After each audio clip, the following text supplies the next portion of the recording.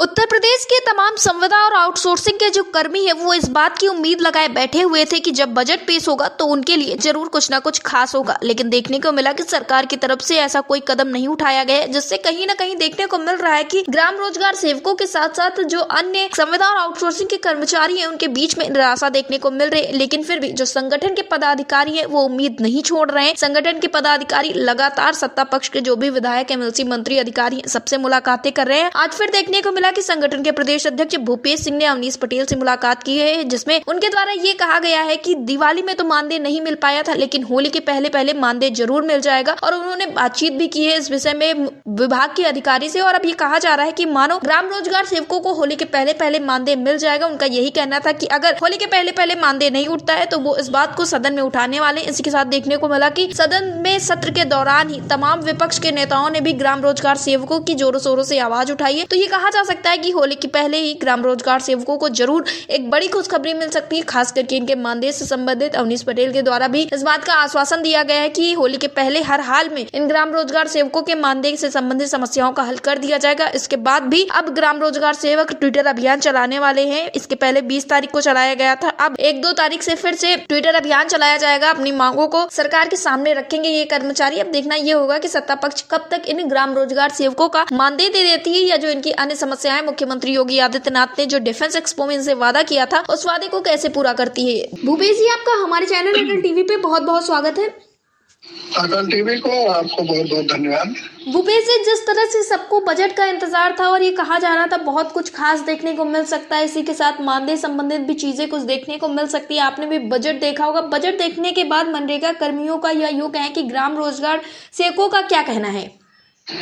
सबसे पहले अटल टीवी को आपको बहुत बहुत धन्यवाद कि आप समय समय पे हमारी आवाज को उठाया करते हैं जी। दूसरी बात यह है कि बजट में हम लोगों को कुछ मिला नहीं, इसकी निराशा जरूर है हम लोगों को जी।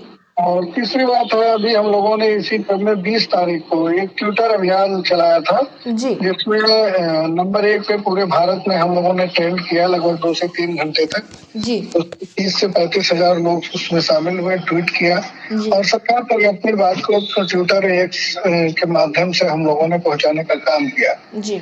आज हम लोग माननीय एमएलसी अवनीश कुमार सिंह विधान परिषद उनका मंत्री आवास गोमती नगर में उनसे मिले जी। और जो मानदेय है कि दीपावली में भी मानदेय नहीं मिल पाया था, होली भी आगे मानदेय नहीं मिला है जी। इस संबंध में उन्होंने बात हमारी सुनी और तुरंत उन्होंने जो जीएस प्रदर्शी जी हैं कमिश्नर ग्राम्य विकास के, उनसे बात किया जी। और उनसे कहा कि इन लोगों को होली से पहले मानदेय मिल जाना चाहिए, नहीं तो मैं सदन में आवाज उठाने इनकी जा रहा हूँ जी।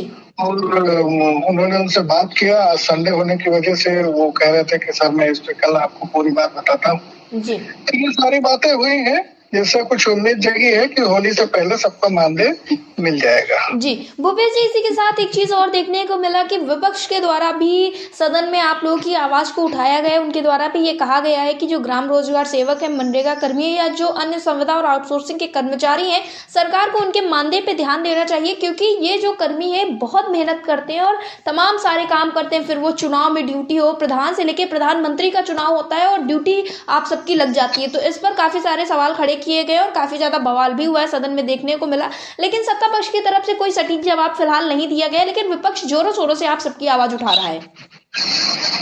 सबसे पहली चीज ये है कि विपक्ष में कोई भी पार्टी होती है तो वो हमेशा मुद्दे ढूंढते हैं और जब सत्ता में आते हैं तो उन मुद्दों को वो लोग स्वयं भूल जाते हैं जी। हमने कांग्रेस सरकार देखी, हमने बहुजन समाज पार्टी की सरकार देखी, हमने 2 बार सपा सरकार देखी, लगभग 30 वर्ष हमने विभिन्न सरकारों को देखा। भाजपा ने भी कई बार हम लोगों को मुद्दा उठाया और लेकिन काफी समस्याएं समाधान हुई, लेकिन काफी समस्याएं अनवरत बनी हुई है जी। तो विपक्ष सवाल उठा रहा है उस विषय पे तो मैं कुछ नहीं कहना चाहूंगा, लेकिन सत्ता पक्ष के जो माननीय विधायक, सांसद और एमएलसी होते हैं उनसे मिल करके, क्योंकि उनकी कहीं ना कहीं से हम लोगों ने मदद भी की है तो वो लोग भी हमारी मदद कर रहे हैं और उम्मीद पूरी है कि हमारी समस्या समाप्त होगी। आज हमारे साथ हमारे संगठन के वरिष्ठ उपाध्यक्ष संतोष शुक्ला जी भी थे। हम लोग जुड़ा करके एमएलसी साहब से मिले और 1 घंटे चर्चा हुई और तौर पे इसका समाधान निकलेगा जी।